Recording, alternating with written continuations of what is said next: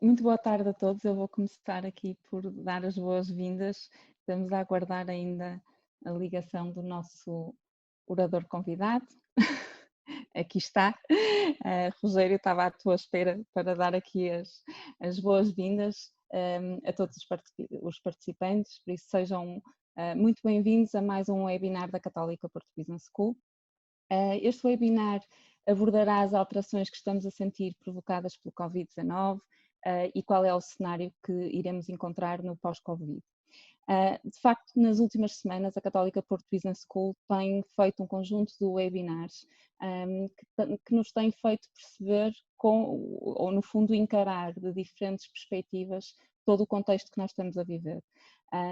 Já fizemos webinars para nos dar uma perspectiva económica, legal, de gestão, de saúde mental, da resposta às marcas, porque de facto é fundamental percebermos como reagir, como atuar e como fazer, isto parece uma frase feita, mas a verdade é que é como fazer de ameaças realmente novas oportunidades.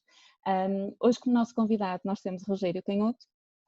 Vou começar pelo mais importante. Rogério Canhoto é professor convidado da Católica Porto Business School de programas abertos e de programas customizados e já há muitos anos e por isso agradeço desde já, Rogério, a tua disponibilidade para participar em mais uma iniciativa da nossa escola. É também professor convidado do ISCTE, engenheiro de formação, eletrotécnico, com MBA, uma longa carreira no setor das telecomunicações e mídia, com uma forte especialização sempre nas áreas de marketing, advertising e inovação. Atualmente é Chief Business Officer da PHC Software e é uma pessoa que gosta muito do Porto e que gosta muito de nos visitar, apesar de agora neste contexto realmente podermos fazer estas iniciativas sem teres que te deslocar à nossa escola. E o Rogério vem-nos falar sobre o novo contexto, os novos comportamentos, a resposta das empresas, as novas regras de sucesso e as oportunidades.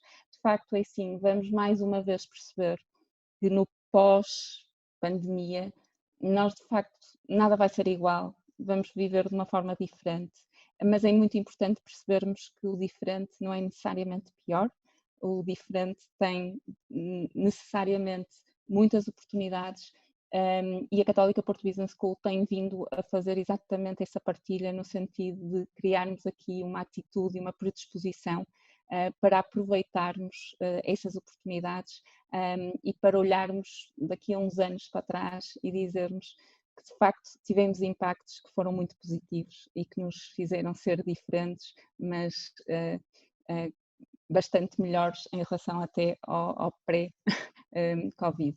Aos nossos participantes eu vou desafiá-los a colocarem questões ao longo do seminário. O Rogério no final selecionará algumas perguntas, não por uma questão de mais importância ou menos, mas por questões de tempo, mas não faltarão oportunidades para conversas futuras e para continuarmos aqui ou depois brevemente presencialmente a debatermos e a fazermos estas reflexões.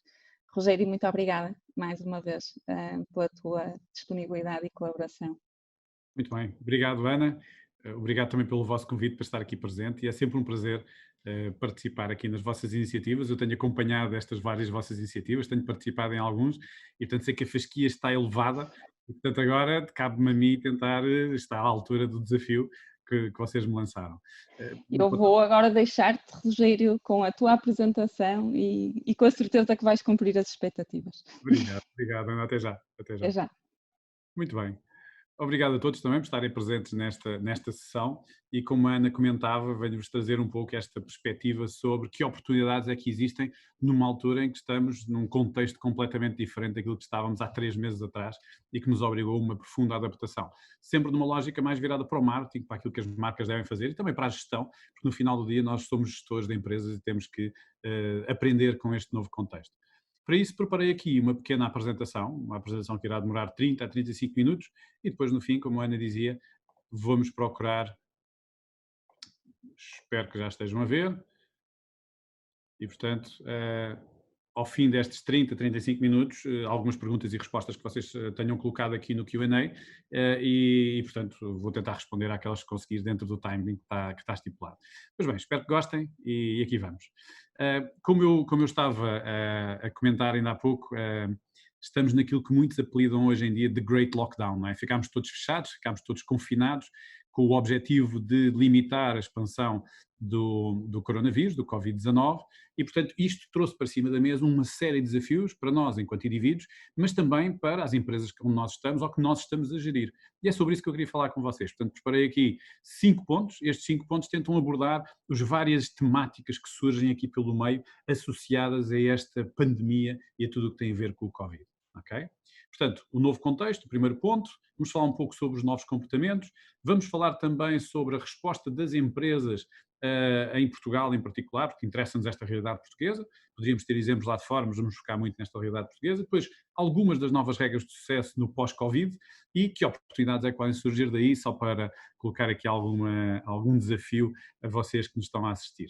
Pois bem, começamos então pelo novo contexto. O novo contexto é um contexto que traz para cima da mesa reações muito interessantes de toda a gente. Isto é aqui algumas fotografias que eu tirei em Lisboa, esta aqui é na Fonte Luminosa, onde alguém coloca uma faixa enorme a dizer estamos juntos, força, vai passar, uma mensagem de esperança, uma mensagem de dinamismo, uma mensagem de positivismo no meio de tudo isto.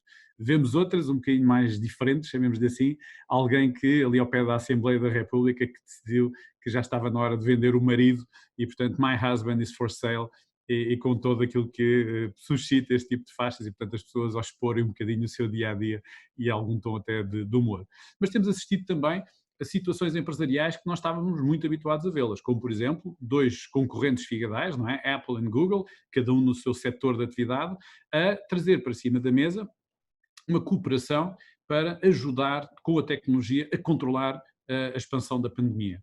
Ou, se vocês quiserem, num setor ainda mais fechado, o setor farmacêutico, temos aqui a Sanofi e a Glaxo a trabalhar em conjunto para procurar o mais rapidamente possível uma solução para o Covid-19, uma vacina para o Covid-19. Portanto, vemos aqui dois fenómenos de coopetição, que são temáticas que nós temos vindo a falar em termos de gestão, mas que agora surgem como uma realidade.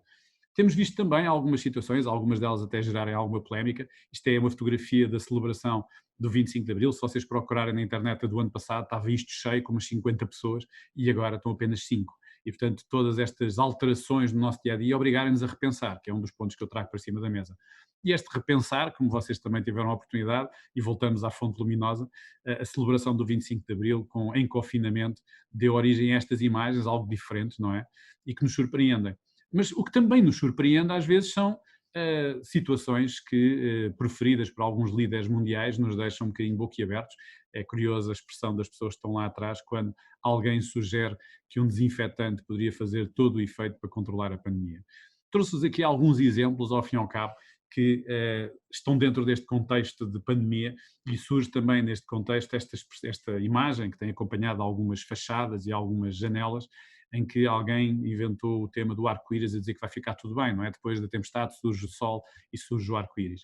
A grande questão aqui com o vai ficar tudo bem é que surgem efetivamente iniciativas muito interessantes, como por exemplo a da Caixa Solidária, que em várias cidades do país surgiu e surgiu bem, com mantimentos para famílias que possam estar devido ao confinamento sem trabalho e sem forma de subsistência, ou com situações como esta que foi reportada pela TVI, onde uma jovem arquiteta que também tem uma empresa de catering, passou a oferecer 50 refeições 2 vezes por semana com donativos de pessoas completamente voluntários para tudo isto. E, portanto, momentos que demonstram que a sociedade portuguesa esteve à altura do desafio e que respondeu com força a esta temática. Então, o que é que acontece? Leva-se aqui o tema de como estamos no meio empresarial, por exemplo, se vai ficar tudo bem? É uma pergunta que todos nós nos vamos questionando e depois de ter feito umas pesquisas e à medida que preparava esta apresentação, a resposta parece um bocadinho óbvia. Não, não vai ficar tudo bem.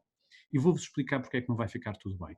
Porque na realidade nós temos hotéis, okay, que tiveram fechados durante praticamente 3 meses, com estruturas que estavam preparadas para um pico de turismo, estávamos num dos melhores anos de turismo e que efetivamente estão fechadas. E estas instituições estão fechadas e agora estão a reabrir com a totalidade dos custos e só com uma parte das receitas, porque estão limitadas ao número de pessoas que podem ter. E o mesmo se passa com cinemas e teatros, o mesmo se passa com ginásios, e é engraçado que hoje toda a gente pratica algum tipo de desporto em casa e os PTs passaram a ter outras formas de fazer de PTs. Temos institutos de formação e universidades e afins que tinham toda uma dinâmica associada à formação, que tinham alguma rentabilização do espaço, porque um conjunto de alunos por metro quadrado que eram úteis para dar as formações presenciais, e tudo isso teve que parar. Restaurantes, estamos agora a assistir também ao retorno dos restaurantes com uma série de limitações e, como eu dizia, 100% dos custos e um terço a uma metade das receitas. Dentistas e afins, ou seja, uma série de atividades que depois se refletiram neste gráfico que eu vos mostro, que demonstra como é que o mercado bolsista evoluiu ao longo desta fase de pandemia, impactando negativamente, obviamente, e deixando muitas empresas em situações bastante difíceis. E é curioso que, ao longo deste tempo, nós assistimos a tudo isto, alguns olharem para isto como uma oportunidade, outros olharem para isto como um pesadelo. Pois bem, como também já ouviram nos seminários anteriores da Católica, esta é provavelmente a expressão mais usada nos últimos 2 anos em termos de gestão. Nós estamos num mundo cada vez mais VUCA, não é? Mais volátil, incerto, complexo e ambíguo. E efetivamente estes últimos 3 meses deram-nos muito esta imagem, não é? Tudo altamente volátil, nós a precisarmos de informação e a tomarmos decisões com a informação que tínhamos, não com toda a informação que gostaríamos, mas curiosamente, nestes últimos meses, nestas últimas 4 semanas, não é esta a expressão que tem sido mais vista. E provavelmente vocês já olharam para isto, que é a expressão mais vista ultimamente. E alguns de vocês, que não estão assim tão atentos a este tema, poderão perguntar, então, mas que raio de sigla é esta? É muito simples. Esta sigla é basicamente a perspectiva de retorno da economia. Okay? Será que é uma quebra rápida, com um retorno rápido e até ao final do ano estamos outra vez com a economia a bombar, uma lógica do V? Ou será que isto demora praticamente um ano e só no final, no segundo semestre de 2021 é que nós estaremos outra vez com a economia a bombar? Seria um U. Ou será que isto demora 2 anos, como alguns estimam, até voltarmos a ter uma economia ao nível que estava antes do pré-Covid, que seria um L? Ou será que existe aqui uma segunda vaga da pandemia, agora que estamos a desconfinar com algumas regras, mas mesmo assim com algumas regras a serem quebradas? Será que vamos ter uma segunda dose e então vamos ter que fechar outra vez a economia, fechar outra vez o país e depois retornar, e estamos aqui com 2 ou 3 anos para recuperar a economia? Este é que é o grande desafio que nós temos pela frente. Porquê? Porque há uma enorme incerteza. Nós não temos certeza qual será daquelas letras que estávamos ali a ver a que irá acontecer em termos de retorno económico. E, portanto, o que é que acontece quando existe incerteza? A maior parte dos empresários, a maior parte das empresas postecipa as suas decisões. Okay? Não toma decisões porque há sempre um risco associado e, portanto, às vezes mais vale jogar pelo seguro, é um bocado a cultura que existe em Portugal e, portanto, aquilo que passou durante algum tempo é que toda a economia tinha parado. Mas não é verdade. Isso não é verdade. E não é verdade porque alguns dos setores foram impactados de uma forma muito intensa, principalmente aqueles que têm maior contacto físico e outros não. Por exemplo, há as áreas da economia que continuaram a bombar a um ritmo intenso. Okay? O tema da produção alimentar, os equipamentos de fitness, estávamos a falar que os ginásios fecharam, mas há uma série de empresas que têm os equipamentos de fitness totalmente esgotados porque as pessoas decidiram comprar para fazer algum tipo de exercício em casa. Assistiu-se a um aumento fortíssimo das entregas ao domicílio, os produtos de beleza, em particular para as senhoras, tintas para o cabelo e afins dispararam novamente. Portanto, há uma série de setores da economia que não pararam. E, portanto, nós temos que, de alguma forma, ter um mindset de onde há uma dificuldade, há seguramente uma oportunidade. E estes setores representam muito essa oportunidade. O que é que aconteceu no meio disto tudo, entre oportunidades e travagens? É que tudo isto provocou uma disrupção no nosso ecossistema, nos equilíbrios que nós estávamos habituados a ter e a desenvolver. E esta disrupção fez uma coisa muito simples, não é? Provocou novos comportamentos. E estes novos comportamentos têm 2 ou 3 características muito importantes que eu quero partilhar com vocês. Bem, a primeira, obviamente, é esta, não é? Ou seja, esta travagem económica, este confinamento, criou rupturas, desmontou cadeias de abastecimento, cadeias de fornecimento, cadeias de distribuição, alterou os nossos comportamentos, passámos a estar fechados em casa e limitados nas nossas saídas e, portanto, provocou em 2 semanas, mais ou menos, quando iniciámos o estado de emergência, uma alteração profunda no nosso dia-a-dia. E o que é que provocou quais são as consequências dessas alterações profundas? Muito simples. Houve uma série de empresas que fecharam o seu negócio físico, mas abriram o seu negócio digital. E assistimos, efetivamente, uma série de empresas que apareceram com iniciativas digitais. Uma série de outras empresas que tinham o seu negócio aberto ao público, como o público não aparece, começaram a fazer home delivery. ok? A mercearia perto da minha casa, que tínhamos que nos deslocar à mercearia, passou a entregar em casa, com os devidos cuidados, obviamente. E uma série de fornecedores, uma série de fabricantes, que perceberam que a sua cadeia de distribuição estava totalmente inoperativa, por causa desta alteração profunda da economia e do confinamento, começaram a fazer entregas diretas em casa. E, portanto, eu vou-vos mostrar alguns exemplos. Houve uma série de empresas que adotaram esta nova filosofia do direct to consumer e eu acho que algumas destas práticas vão se manter mesmo depois do confinamento. Se nós verificarmos um bocadinho mais, todas estas situações trabalham muito a desintermediação e a desmaterialização dos processos, ou seja, virtualizar um negócio, transformar um negócio muito mais digital, que é um dos temas que temos de trazer aqui para cima da mesa, e obviamente ao fazê-lo criar novos hábitos. E que novos hábitos é que são esses e que eu partilho aqui com vocês? Muito simples. O primeiro, parem-se um bocadinho com aquilo que nós estamos aqui a fazer, não é? Formação à distância. Nós hoje em dia estamos muito mais habilitados a trabalhar com estas ferramentas, descobrimos o que era o Zoom, descobrimos o que era o Mural, descobrimos uma série de outras ferramentas que nos ajudam a fazer formação à distância e é curioso que uma coisa que não era tão valorizada antes do Covid, depois do Covid, ganha uma relevância e as pessoas hoje em dia estão muito mais a fazer autoformação, formação à distância. Eu, como a Ana dizia, eu sou professor também nesta fase, por ser todos os meus conteúdos tive que adaptá-los para esta nova realidade. Portanto, estamos numa nova lógica de formação à distância. Curiosamente, esta é uma dúvida que eu tinha aqui para partilhar com vocês, uma questão que eu tinha aqui para partilhar com vocês. Não sei se vocês têm noção qual é que foi o crescimento do Zoom nestes últimos 2 meses. O Zoom, em fevereiro deste ano, tinha 15 milhões de utilizadores, no início de fevereiro. E no final de março já tinha 200 milhões de utilizadores.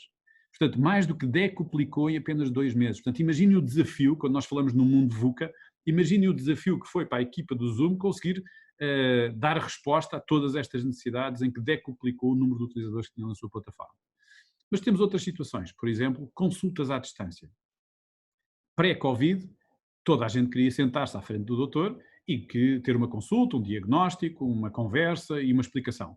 Hoje em dia ninguém quer ir para as clínicas e para os hospitais, aquilo é um antro de Covid, não é? Portanto, as pessoas salvaguardam-se e hoje em dia, se não me engano, a última estatística que eu vi num dos canais de televisão era 1/3 das consultas das clínicas era já feito em remoto, o que é também uma prática que pode ser muito interessante e que muito provavelmente irá continuar depois desta pandemia. E por último, algo que nós também estamos todos muito habituados, remote work, aquelas funções ou aquelas atividades que não têm um contacto necessário de proximidade física, passaram a estar muito mais no conforto de suas casas ou dos seus escritórios em casa e a partir daí poderem trabalhar e continuarem produtivas. E digo-vos, da minha parte, a nossa empresa passou toda para remoto, a PHC Software passou toda para remoto e nós temos um nível de produtividade elevadíssimo e temos todos os projetos a decorrer tal como estavam previstos inicialmente. Pois bem, o que é que acontece? Vêm também novos hábitos associados ao tema do Covid, não é? E que hábitos é que são esses? Estão muito associados ao medo. As pessoas têm medo e, portanto, o medo provoca um conjunto de novos hábitos. Um deles, obviamente, tem a ver com a higiene pública, as filas para os supermercados, a proteção da máscara, a distância de segurança, é algo que vai passar a fazer parte durante os próximos tempos, pelo menos enquanto não surgir uma vacina ou não surgir um medicamento que reduz o efeito do vírus. O tema dos ajuntamentos limitados, as pessoas têm receio, têm medo de estar próximo de outras, não sabemos se estão contaminadas ou se nós as podemos contaminar e, portanto, há sempre aqui um receio mútuo e, portanto, cada vez mais os ajuntamentos vão estar muito limitados. Temos o tema da proteção de grupos vulneráveis, assistimos a imagens, eu acho que esta imagem é bastante forte, é uma imagem forte de distanciamento entre pessoas que se querem bem, mas têm que estar afastadas exatamente para o bem das duas, e tem que ser, não é? A vida estava em risco. E, obviamente, o tema das restrições de transportes, as regras para os aviões ainda não estão muito claras, o tema dos transportes públicos, o tema dos comboios e, portanto, hoje em dia as pessoas evitam deslocar-se, até porque estas tecnologias que nós estamos agora a utilizar são excelentes para podermos colmatar a não deslocação. E, portanto, temos aqui um novo paradigma que é muito interessante.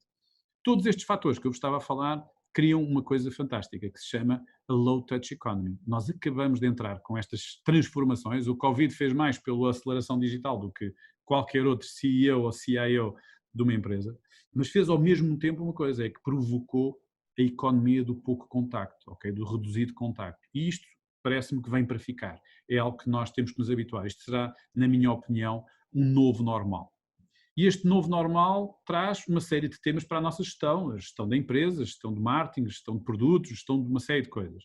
E por isso é que eu gostava de partilhar com vocês como é que, é um pequeno apanhado, como é que as empresas portuguesas se adaptaram rapidamente. Vamos ver alguns exemplos, por exemplo. Porquê? Porque se nós formos ver estes exemplos, nós vamos perceber que é na adversidade que surge a oportunidade, como dizia o Franklin, não é? Então vamos ver aqui, eu estruturei em 3 pontos que são importantes para falar com vocês.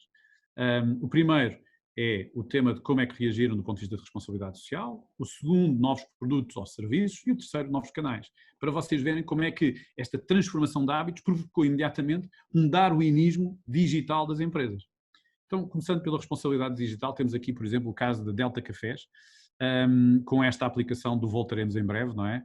Em que, basicamente, a Delta patrocina 50% de um voucher. Portanto, vocês vão ali, há restaurantes e cafés que estão inscritos, vocês compram um voucher de 25 euros e, na realidade, ganharam um voucher de 50 porque a Delta dava-vos 50%, dava-vos os outros 25% sobre aquele voucher. Portanto, vocês ficam com um voucher de 50%, de 50 euros para gastar num restaurante, mas na realidade só pagaram 25%, têm 50% de desconto. E esta é uma ação da Delta que se adaptou rapidamente para que haja alguns fundos a irem para aquilo que são os principais clientes da Delta, não é? Que são cafés e restaurantes. Temos outro caso, a seguradora, a Fidelidade, que percebendo a dinâmica que o Covid provocou, porque as pessoas estão em casa, portanto reduziu o nível de sinistralidade e afins, eles tiveram ali uma série de poupanças em prémios de seguro e portanto vão passar, e já anunciaram isto, 20 milhões de euros de poupança em prémios de seguro na redução dos prémios de seguro dos seus clientes. É uma ação positiva em que eles transportam o valor obtido, esta bolsa de oxigênio, para o bem-estar dos seus clientes. Mas temos outras empresas que trabalharam a componente de novos produtos ou serviços. Por exemplo, a Superboc capturou esta oportunidade e criou como homenagem a todos os profissionais de saúde a Superdoc. É engraçado, uma marca do Norte, como nós sabemos, e que tem uma dinâmica de marketing muito potente, muito forte, e que aproveitou também este momento para demonstrar com um produto diferente, com uma subtileza no seu branding, como se adaptou a esta realidade. Mas temos mais. Temos, por exemplo, os taxistas, que também estavam sem clientes, que encontraram aqui um novo canal uma nova forma, aliás, de prestar um serviço, não é? Não é o transporte das pessoas, é o transporte das compras. E, portanto, por 4 euros, os taxistas iriam buscar o que se entendesse a qualquer sítio. Ok? E, portanto, mais uma vez, criatividade, sentido de oportunidade e de acrescentar valor aos seus clientes. Depois, obviamente, novos canais. E que novos canais são estes? Na realidade, como vocês veem aqui pelo CTT, os CTT abriram a sua plataforma há relativamente pouco tempo e em apenas 14 dias conseguiram 500 lojas virtuais. Okay? Eles já estão neste momento a bater as quase 1000 lojas virtuais. E é muito interessante isto, porque isto permite que pequenos negócios ou grandes negócios tenham fechado a sua oportunidade, a sua atividade física e tenham passado para a sua atividade digital. Outras empresas que, como conhecíamos, a 360 Imprimir, que é uma empresa dedicada à produção de materiais publicitários, adaptou a sua plataforma e fez uma parceria com um fornecedor de produtos alimentares para criar não o 360 Imprimir, mas o 360 Hiper. Ao fim e ao cabo, um hipermercado online que surgiu em apenas 15 dias. Portanto, pensem a capacidade e a agilidade que os gestores tiveram que ter para adaptarem rapidamente o seu modelo, eles continuam com o 360 Imprimir, mas utilizaram toda a sua plataforma e todo o seu know-how em criar um hipermercado online, o 360 Hiper.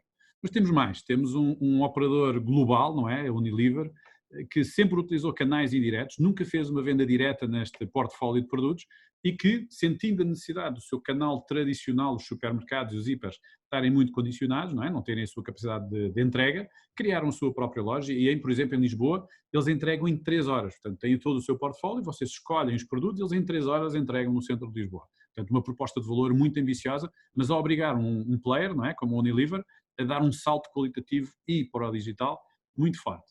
E, por último, aqui a Ribeira Alves, uma famosa marca de bacalhau, que também pelo facto do seu canal tradicional se ter desmontado, não é? Desmaterializou-se ali pelo meio, eles criaram uma loja eletrónica, portanto as carrinhas que habitualmente faziam entregas a mercearias, pequenos supermercados, passaram a fazer também as entregas em casa. E portanto estamos aqui a ver como a necessidade aguçou o engenho e várias empresas portuguesas a adaptarem-se rapidamente a esta realidade, que é um mindset que todos nós temos que ter enquanto gestores de empresas e que estamos interessados nestas temáticas. Portanto, houve aqui uma aceleração forte para o digital. O que é que esta aceleração nos traz? Traz-nos, ao fim e ao cabo, uma perspectiva, uma visibilidade sobre novas regras de sucesso neste contexto pós-Covid. E eu gostava de partilhar um pouco estas regras de sucesso, porque serão a base, ao fim e ao cabo, depois de algumas oportunidades. Estas regras de sucesso trazem um pouco uma nova perspectiva para aquilo que o nosso bem-estar no mercado, a nossa competitividade enquanto empresas no mercado. A primeira regra é isto, e passa por isto, ao fim e ao cabo, que é nós habituámos-nos, enquanto consumidores, uma vida digital. E transportamos esta experiência da vida digital para tudo aquilo que fazemos na vida. A forma como socializamos, como compramos produtos, como comunicamos. Portanto, transformámos-nos numa dinâmica muito mais enfrentada por um ecrã. Estamos habituados nestes últimos 3 meses a estar com ecrãs à nossa volta. Comunicamos com o mundo por ecrãs e através de ferramentas digitais. Portanto, a primeira regra que está aqui é temos que nos habituar que as pessoas estão muito mais digitais no meio de tudo isto. Outra é se estamos digitais, as pessoas valorizam uma experiência digital. E o que é que acontece? Uma empresa que tem um mindset tradicional tem um desafio aqui grande que é passar a ter um mindset digital. Mas isto não se consegue em 2 semanas, não é? Isto é algo que se tem que construir, precisa de competências, nós já vamos ver um pouco mais disso. E, portanto, temos que ter muita atenção porque o consumidor, seja ele business to consumer, seja business to business, sejam empresas, sejam indivíduos, estão muito mais exigentes, porque a experiência digital a que eles estão habituados é como, por exemplo, pedir um Uber. Eu carrego num botão, aparece-me o Uber, eu sei onde é que ele está e qual é a classificação. Portanto, é este o mindset que as pessoas têm de exigência de alguém que está a trabalhar na área do digital. E, portanto, temos aqui um desafio enorme do ponto de vista da experiência digital e o que é uma boa experiência digital. A outra, que está associada a esta, é as pessoas querem experiências totalmente seamless, sem fricção. A forma como eu encomendo, a forma como eu pago, a forma como me é entregue um produto ou um serviço, tem que ser sem atrito, tem que ser simples, tem que surpreender. E há marcas que já sabem fazer isso muito bem, há outras que ainda estão a aprender. E, portanto, aquilo que eu acredito no fim desta pandemia é que este patamar de exigência da experiência digital e de não haver fricção vai se manter, o que obriga as empresas a fazerem um darwinismo digital muito forte. E outro ponto fundamental aqui nestas regras é que as pessoas se habituaram que a informação é relevante. Antes falava-se em Big Data e era assim uma expressão muito usada, mas pouco implementada.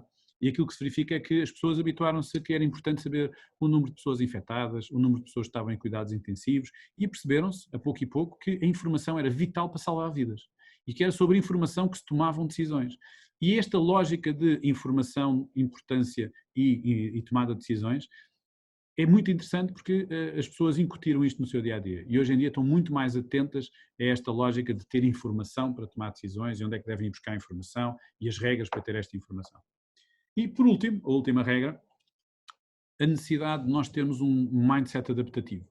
Nenhum de nós sabe como é que vão ser os próximos meses, não sabemos como é que vai ser a recuperação económica, não sabemos aquelas dúvidas todas do W ou do V ou do U ou do L, mas no fim o que nós não podemos fazer é baixar os braços, não podemos parar. Então temos de ter um mindset completamente adaptativo, que eu gosto desta imagem do camaleão, que é como é que as empresas se vão adaptando a cada momento, a cada realidade, com a informação que têm e com a tomada de decisão e como é que podem capturar oportunidades. Portanto, o que é que eu fiz aqui? Fiz uma resenha das 5 regras para este novo normal. Vou recapitulando.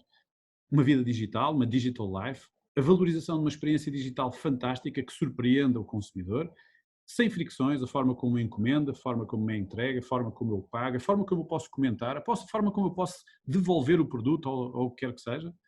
Data é importantíssimo e, portanto, as pessoas que valorizam cada vez mais a informação e, por último, este ponto de adaptive thinking. E porquê é que eu quis fazer esta base das 5 regras digitais? Para falar um pouco sobre as oportunidades. É que nós podemos olhar para isto como um problema ou como uma oportunidade, como o copo meio cheio ou o copo meio vazio. E nesta lógica do problema da oportunidade, vamos ver que há empresas e há pessoas e há criatividade que já olharam para isto e pensaram, há aqui um bom ponto. Então deixem-me partilhar com vocês alguns, foi uma pequena coletânea, eu não quero ser exaustivo, mas é uma pequena coletânea só para suscitar aqui um pouco a discussão.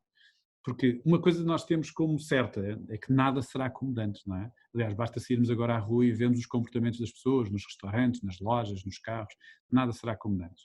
E, portanto, a primeira coisa que se verifica aqui pelo meio é que as pessoas se habituaram, uma grande parte delas, há outras que têm um trabalho que é mais presencial, é mais operacional, mas muitas adaptaram-se a ter um escritório em casa e, portanto, estamos a assistir à venda de equipamentos para iluminação de escritórios em casa, suportes para PCs, cadeiras de escritório para casa, sei lá, mesas especiais para podermos estar a trabalhar com maior conforto. É engraçado que surge esta dinâmica toda associada ao home office e às dinâmicas de home office. Outra é a temática do espaço de escritório. Se as pessoas podem trabalhar em casa, para que é que eu preciso de grandes escritórios com open space? Será que vão surgir aqui outros formatos, que eu acredito que sim, Vão surgir outros formatos de trabalho, mais em cubículos, chamemos assim. Imaginem aqueles espaços para alugar escritórios de co-work, que aqui há uns tempos atrás toda a gente olhava um bocadinho de lado, co-work é para as startups e afins. Será que é mesmo só para as startups? Ou eu, se tiver um espaço de co-work e não tiver em casa condições para trabalhar, posso ir para esse espaço de co-work desde que me esteja garantido um pequeno cubículo com boa qualidade, com um bom ar, totalmente higienizado, em que eu posso ir trabalhar uma manhã, uma tarde, um dia inteiro. Eu acho que surge aqui uma tendência para os espaços de escritório serem mais pequenos e não só na totalidade, mas também no espaço dedicado a cada uma das pessoas serem um espaço mais personalizado. Outra que é tudo que tem a ver, oportunidades, tudo que tem a ver em controle de saúde, controle de higiene pública. Só para vocês terem noção, os paquetes, os food delivery na China, hoje em dia as aplicações, que nós hoje em dia também já utilizamos muito, já têm o controle de temperatura do indivíduo que vos vai entregar o produto. Que é para vocês terem aqui quase como um sistema de alertas ou de tranquilidade que a pessoa que vai ter com vocês não demonstra nenhum sinal que possa estar contaminado. Há outros, como por exemplo esta imagem do lado esquerdo, que tem o cartão do certificado do dia, em que a pessoa tem a temperatura e todos os certificados em dia de health control. Ou uma das coisas que está a surgir também já quase como nice to have, mas que acelerou bastante, são os robôs de entrega. Porque se as pessoas não querem ir às lojas comprar, se as pessoas têm algumas limitações, surgem, por exemplo, soluções como a Marble, que um robôzinho entrega as compras em casa, com toda a segurança e toda a higienização. Surge também, e muito ligado a esta temática que nós estávamos aqui a falar, remote coaching, não é? Se as pessoas não precisam de se deslocar e, portanto, quebram barreiras geográficas, quebram barreiras temporais. Eu posso estar aqui em Lisboa e fazer coaching numa pessoa que esteja em Braga e não é presencial, obviamente, mas com o mesmo nível de interação, o mesmo nível de comunicação e até utilizando ferramentas que até agora eram desconhecidas, mas há inúmeras ferramentas hoje em dia para provocar a interação e o trabalho, quer um a um, quer com equipas.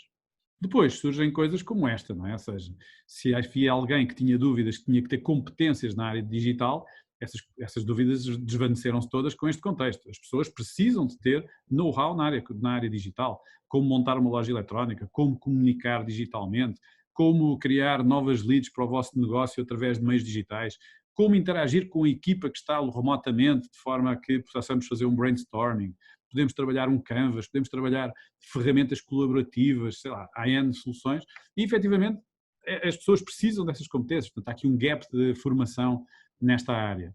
E, obviamente, aquilo que toda a gente fala, nós neste cenário, enquanto as soluções para o Covid não aparecerem, vai haver muito mais turismo local, porque as pessoas querem este conforto, querem esta segurança, querem saber que estão protegidas e que estão a pouco tempo de casa e que não ficam com fronteiras fechadas, como em alguns países aconteceram, e as pessoas ficaram retidas no destino e não conseguiram regressar a Portugal. E por último, uma nota de humor, ao fim e ao cabo, é que o Zoom que nós estamos a utilizar para fazer um webinar, surgiu, por exemplo, serviços de Zoom dating, de pessoas que encontram outras pessoas para, num momento de confinamento social, encontrem a sua cara metade. E, portanto, o Zoom a ter aqui uma outra finalidade para lá daquela que nós estamos habituados. E, portanto, como eu costumo dizer, e estamos aqui a chegar ao limite do nosso tempo, é tempo para a ação, nós percebemos aqui quais são os comportamentos, quais são as regras de sucesso, quais são as oportunidades, e eu acredito plenamente que as empresas portuguesas têm aqui oportunidades únicas que decorrem desta transformação e desta aceleração para o digital, mas obviamente têm que ter o devido cuidado e têm que ter muita atenção àquilo que estão a fazer, ok? E, portanto, passamos aqui, espero que tenham gostado desta intervenção e temos agora aqui a possibilidade de passarmos a perguntas e respostas. Eu vou parar de sharear e poder olhar aqui para o Q&A. Deixem-me só ler primeiro.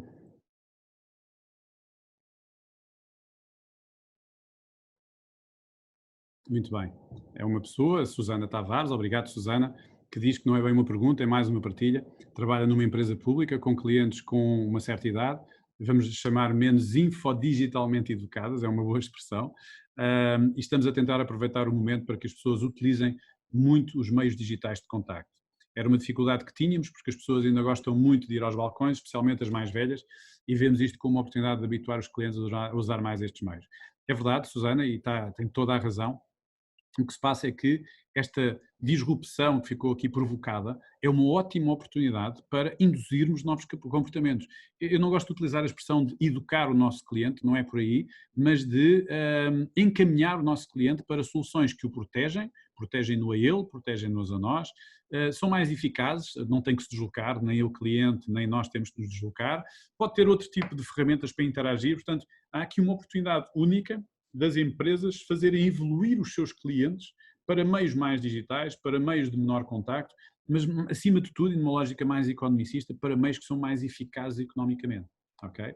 A banca passou por isto durante muitos anos, a banca passou muito para o digital exatamente por causa disso, porque manter os balcões, manter as pessoas nos balcões no momento em que está tudo a migrar para o digital, era menos eficaz. E, portanto, a Susana está a tocar aqui num ponto importantíssimo de evoluir, de aproveitar esta oportunidade para fazer esta evolução da interação com os clientes para o digital. A Susana comenta também aqui que a empresa está também a estudar as poupanças energéticas e ambientais conseguidas com o teletrabalho. Enquanto antes o teletrabalho era considerado um não assunto, agora começa a ser olhado como uma mais-valia para a empresa. A Susana mais uma vez está a tocar aqui num ponto importantíssimo.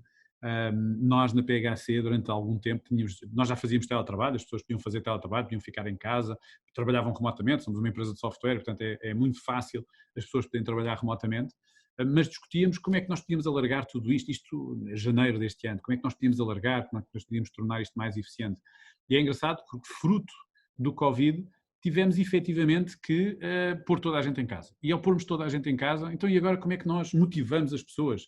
Como é que nós pomos as pessoas, aculturamos, porque nós continuamos a contratar. Nós, durante este processo de confinamento social, nós continuamos a contratar. E temos várias contratações a decorrer, que já algumas já foram concluídas. Então e agora as pessoas entram e qual é a nossa cultura? Como é que nós passamos a nossa cultura? E como é que nós fazemos o boarding dessas pessoas na empresa? E como é que nós mostramos às pessoas que temos um conjunto de ferramentas para trabalhar no seu dia-a-dia. Então é todo um desafio, é muito interessante isto, porque a migração para trabalho remoto, para teletrabalho, é todo um desafio para toda a gente, desde como passamos a cultura, quem é que são os colegas, como é que nós socializamos com os colegas. Então tivemos situações giras das pessoas fazerem o momento do café, a pausa do café da manhã. Havia equipas que ligavam-se no Zoom ou no Teams, a ferramenta que tivessem a usar, e portanto faziam o café da manhã, conversavam durante 5, 10 minutos, ok, já bebemos café, então vamos lá voltar ao nosso dia-a-dia. Houve equipas que nós tivemos que faziam challenges, faziam o challenge de, ao fim de semana, a segunda-feira tinham que apresentar o que é que cozinharam durante o fim de semana, para criar ali algum espírito de equipa e trabalhar, trazer a parte social para a parte profissional, porque efetivamente com o teletrabalho é preciso ter um cuidado enorme, que é que as fronteiras entre o trabalho e a parte doméstica, as fronteiras são muito ténues e, portanto, temos que ter alguma disciplina para que uma coisa não contamine a outra, claramente, não é? E, portanto, é um tema relevante, mas efetivamente as empresas migraram à séria para o teletrabalho e para o digital. Temos agora aqui a Janete Macedo, que comenta: Rogério, a visão de não vai ficar tudo bem é um pouco negativa. A questão não seria quanto tempo vai levar para alguns setores recuperarem? Eu utilizo, e vocês se já assistiram a outros webinars meus, eu utilizo algumas expressões que são intensas, são fortes exatamente para isso, porque ficam registadas.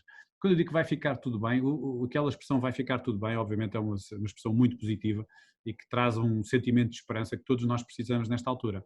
E eu quando digo não vai ficar tudo bem é porque efetivamente temos realidades de empresas que estão a fechar. Se vocês forem ver as estatísticas apresentadas pela Aresp, 30% dos donos de restaurantes disseram que iriam fechar, literalmente fechar, que não suportaram esta fase de 3 meses parados e iam fechar.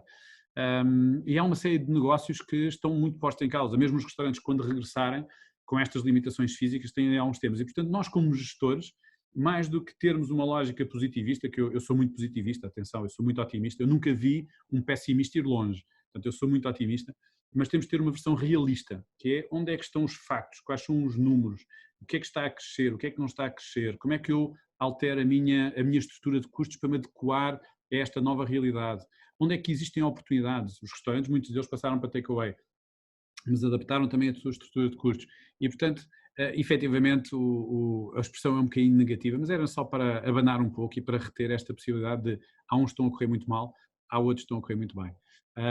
Há uma expressão, se não me engano é mexicana, que diz: quando alguém morre, alguém bate palmas, que é também uma expressão forte, mas o que eles dizem é: quando alguém não está, quando alguma coisa não está a correr bem para alguém, há alguém que pode aproveitar isso como uma oportunidade ou vê isso como uma oportunidade. E é um pouco aquilo que se está a passar hoje em dia. Vocês veem negócios como, por exemplo, tudo o que tem a ver com sistemas de proteção individual, não é? As máscaras, as luvas, os álcool gel, estão a crescer a um ritmo como nunca cresceram, não é? Muito bem, obrigado, Janete. O que é que nós temos mais aqui? Temos aqui uma pergunta da Tânia Ferreira. Obrigado, Tânia, é um tema importante. Acredita que o onboarding puramente digital poderá influenciar a eficácia do programa? É um bom tema, é um tema que nós estamos a discutir. É muito engraçado estes momentos em que nós estamos agora a atravessar por uma razão.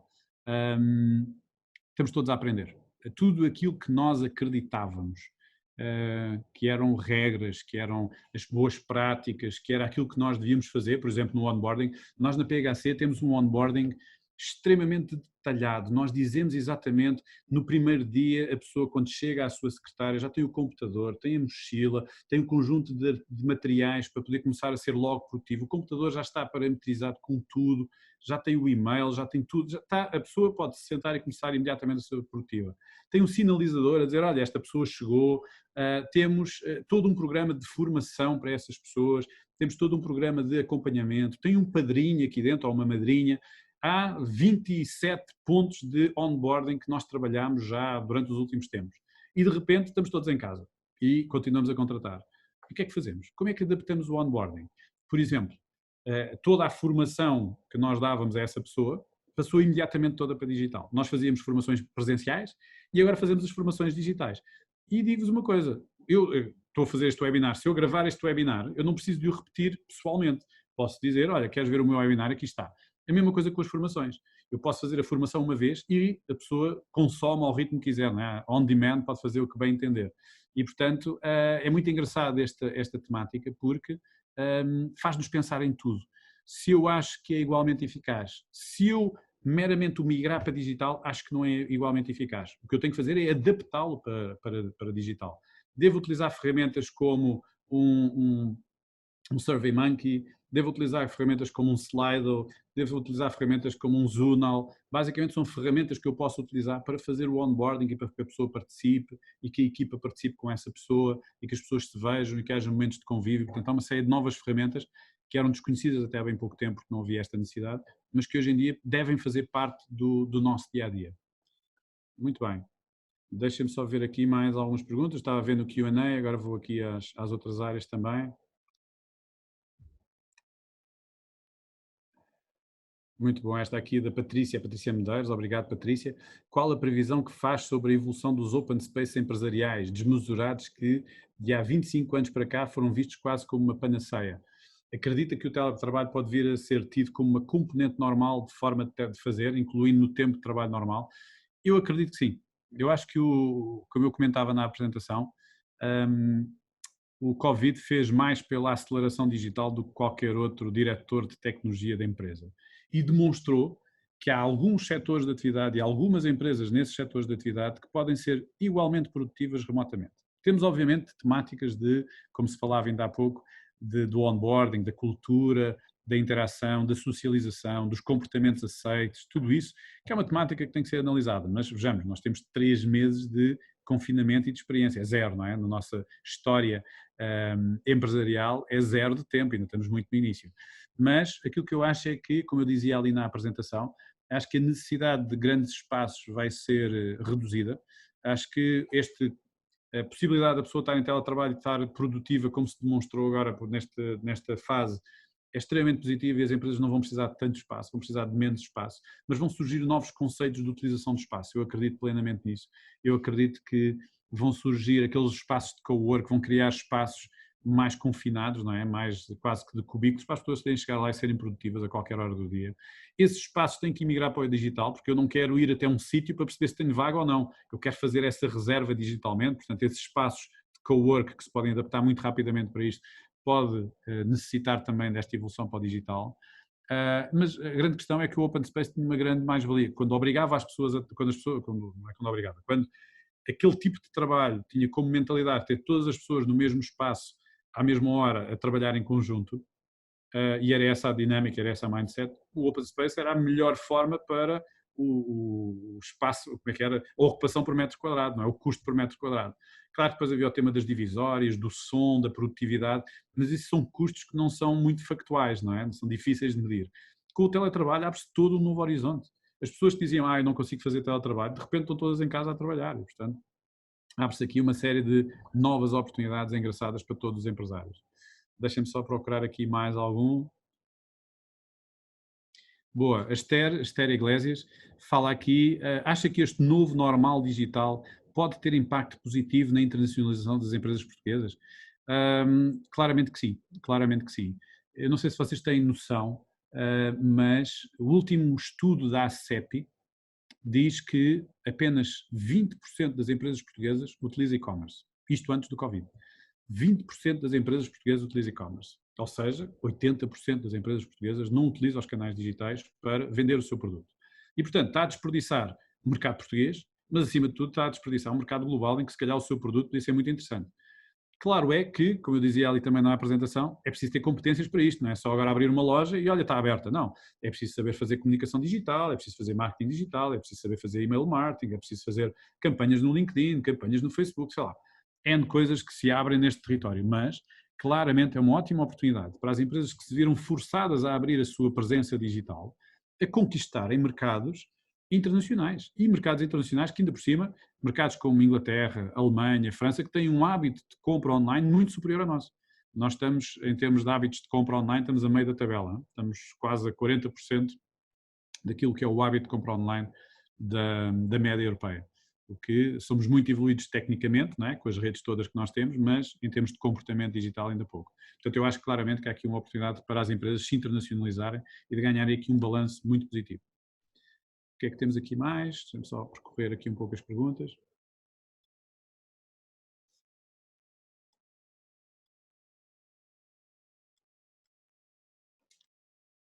Alguns obrigados e agradeço-vos também pela vossa presença e pelas vossas mensagens. Eu penso que concluímos. Está aqui. Temos a Janete Macedo novamente a dizer, e a interação com o cliente?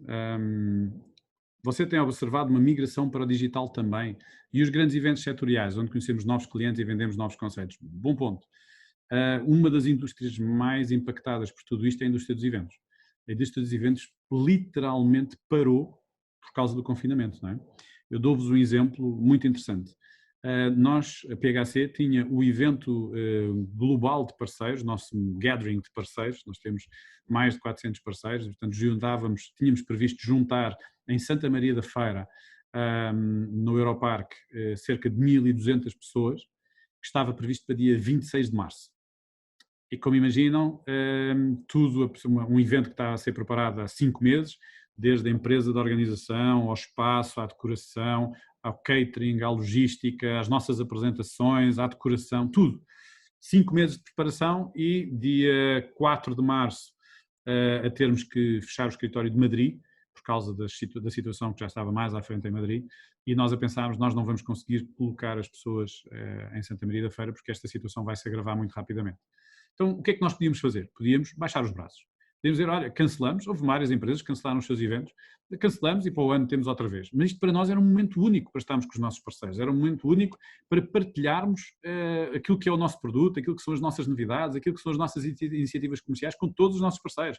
A PHC tem o software presente em 25 países, tem presença em 6, temos mais de 35 mil clientes, temos mais de 150 mil utilizadores e, portanto, nós não podíamos parar, não é? Nós não podíamos baixar os braços. Então o que é que acontece? Muito engraçado, um brainstorming interno a dizermos nós não podemos baixar os braços, o que é que fazemos? Então fizemos um evento inteiramente digital. E o que é que foi isto? Um evento inteiramente digital. Transformámos, aquilo era um dia em que nós tínhamos os parceiros sempre connosco, tínhamos a fase da manhã, o almoço com os parceiros e depois à tarde, 1.200 pessoas connosco a assistirem a várias apresentações no auditório principal e em auditórios laterais. Mas sabíamos que nós não conseguíamos ter em versão digital o tempo da atenção destas pessoas, destas 1.200 pessoas, em permanência. Então repensámos tudo e fizemos o primeiro evento da PHC com os parceiros em formato totalmente digital. Na realidade transformámos um dia de software e de interação e de abordagem comercial num programa de televisão que demorou 2 horas e meia.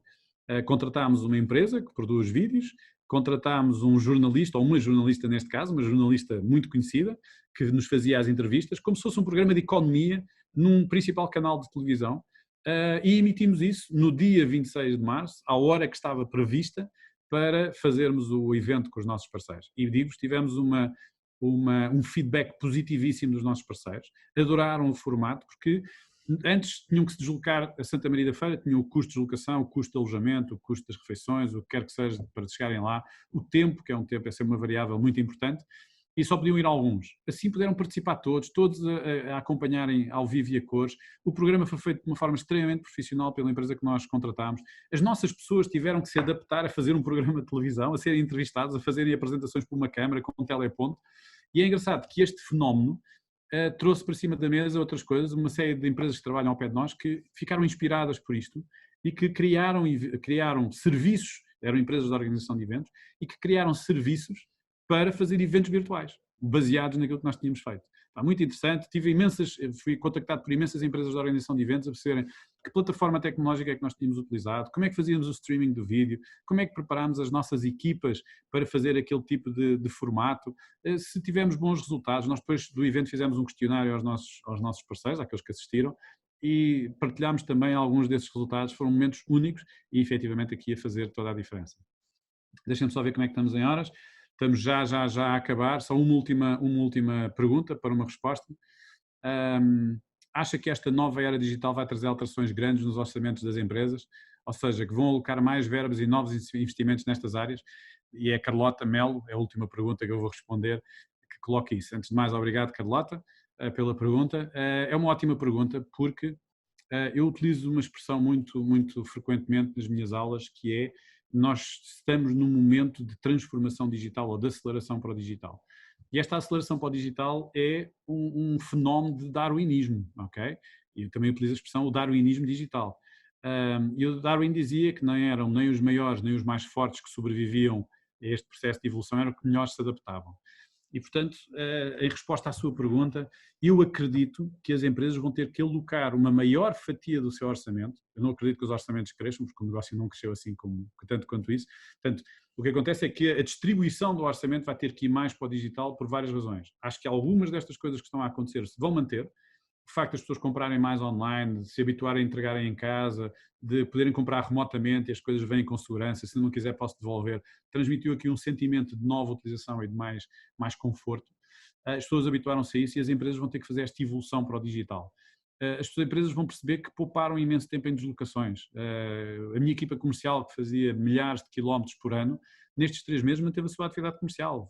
Conseguiu reforçar contacto com alguns dos seus clientes, alguns dos seus parceiros, conseguiu fechar negócios e, portanto, porquê é que é necessário deslocarem-se à Madeira com tanta frequência ou deslocarem-se a Braga ou a Faro com tanta frequência? Porquê é que não fazem uma lógica mista com várias reuniões digitais e algumas presenciais, um misto? Isto traz uma redução de custos, portanto é engraçado que a redução de custos numa área pode trazer um investimento noutra. Portanto, eu acredito que sim, que algumas destas coisas vieram para ficar e que as empresas, ou por dar o início digital ou previsão estratégica, vão fazer esse reforço de investimentos. E pronto, terminamos, são agora 19h26, estamos mesmo a fechar. Obrigado por estarem presentes, obrigado pelas vossas perguntas. Foi um momento ótimo, eu adoro, como comentava no início com a Ana, adoro estes momentos e, portanto, espero que tenha sido bom para vocês. E têm os meus contactos, encontram-me no LinkedIn, estejam à vontade, vamos estar em contacto. Obrigado mais uma vez e boa tarde.